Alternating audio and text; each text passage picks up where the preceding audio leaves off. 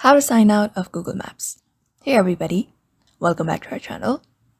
In today's video, we are going to learn how to sign out of Google Maps. So without any delay, let's just jump right into the solutions. So in order to sign out of the Google Maps, it is super easy. First of all, head over to Google Maps application into the device. And once you're here, you'll be finding your locations here. And you can use up the maps to see your location or locate some location available. So in order to log out, at the top right corner, you can find your account name. Just go ahead and tap on it. Once you tap on it, the next thing you need to do is go ahead and tap on settings from the menu.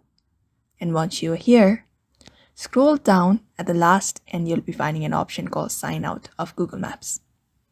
So in order to sign out, just tap on it. And once that is done, you will be seeing an option sign in, which means you have already been signed out. So that is it. That is how you sign out yourself from your Google Maps by following up this method.